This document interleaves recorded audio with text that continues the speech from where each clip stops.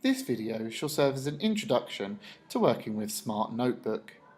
I'm working on my Mac, however the PC version should be pretty similar. As you can see, I'm working on version 11.3, which is the latest update from Smart Technologies as of September 2013.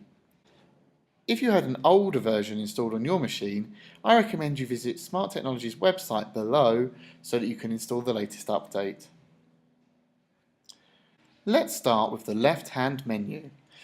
When you start Smart Notebook, you should see this menu bar appear. Personally, I prefer to hide the menu by clicking this button so that it only appears when I want it to. The menu bar automatically loads on the left-hand side of the screen, however this button will flip it to the right depending on where your smartboard is located in your classroom.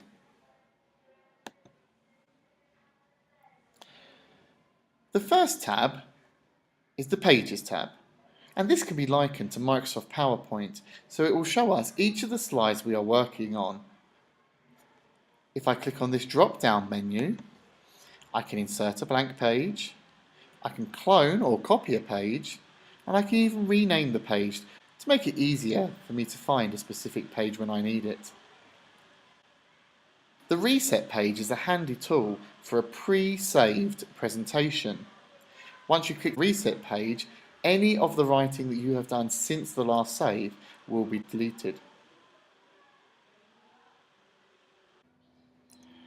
This second tab is the Gallery tab. Here you can find pictures, sounds, videos, and interactive activities to include in your notebook. As you can see, I have well over 6,000 items installed on my computer. If your number is less than this, perhaps you haven't installed the gallery correctly. The ICT department can help you to do this. This third tab is the Attachments tab.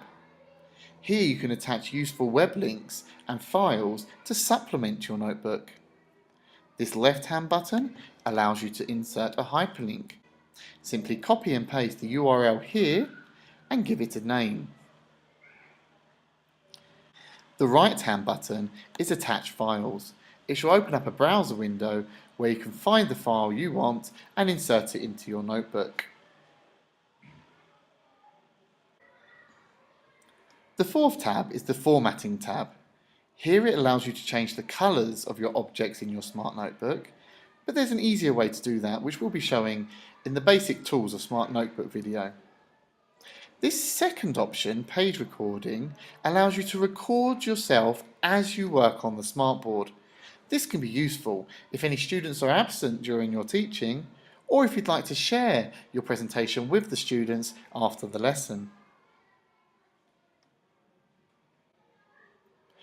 The fifth tab is the Activity Builder tab. More information about this in our Activity Builder video.